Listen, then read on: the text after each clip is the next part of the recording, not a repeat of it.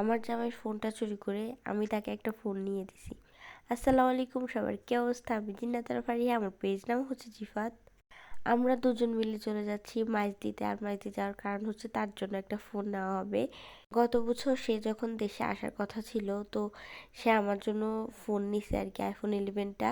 পরে যখন সে দেশে আসছিল না, পরে আমি বলি যে না, এটা তোমার জন্য গিফট, তুমি রেখে দাও ফোনটা।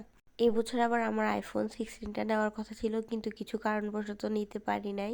যাই হোক, দুজন মিলে চলে যাচ্ছি সুপার মার্কেট যাওয়ার আগে চলে গেলাম মাস্টার শুজে। তার জুতাগুলা ছিঁড়ে গেছে, সে জুতাগুলা চেঞ্জ করতে দিছে, আসছে কিনা এটা চেক করার জন্য। রিফাত অনেক খুঁতখুঁতে স্বভাবের, সে যদি কিছু কেনাকাটা করে তার আগে সে 100 বার যাচাই বাছাই করে তারপর কোয়ালিটি ভালো হবে কিনা, এই হবে কিনা, সেই হবে কিনা, সেইগুলো চেক করে। আর আমি এটার উল্টা, আমার যেটা পছন্দ হয়েছে আমি নিয়ে নিই, কিন্তু রিফাত এরকম না, রিফাত ভালো করে চেক টেক করে তারপর নেয়।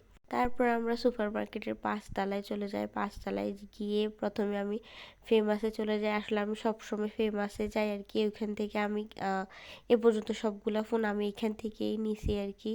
ওনারা সবসময় আমাকে বলে দেয় যে কোন ফোনটা ভালো হবে আর কোন ফোনটা খারাপ হবে, এই কারণে আমার অনেক সুবিধা হয় আর কি। আর এখানে আমি দাঁত বের করে হাসতেছি, আমি iPhone 11-এর কাভার নিছি, এই কারণে কাভারটা 1 মাসও যায় না, পুরো নষ্ট হয়ে গেছিলো। এই যে রিফাতের ফোনটা নিয়ে নিল। আর এই হচ্ছে ফেমাস। অনেকেই এই দোকানটা চিনে, কারণ এখানে সবাই যায়, বেশিরভাগ কাস্টমার ওনাদের হয়ে থাকে। এখানে স্লোমো করে আমি একজন ভাইয়াকে দেখাবো, উনি এই ব্লগটার জন্য অধীর আগ্রহে অপেক্ষা করতেছে, আমি জানি না এখন দেখবে কিনা। রিফাত স্যামসাং এর অনেক বড় ভক্ত, সে স্যামসাং A15 এই ফোনটা নিছে। ফোনটার র্যাম হচ্ছে 128 GB, রোম হচ্ছে 8 GB। এই ফোনটার প্রাইস পড়ছিল চার্জার টার্জার সহ 20,000 টাকা।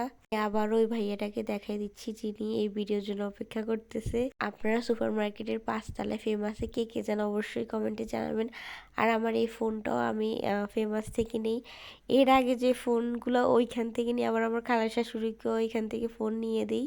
আর এই যে আমরা পেমেন্ট করে দিচ্ছিলাম তাদেরকে।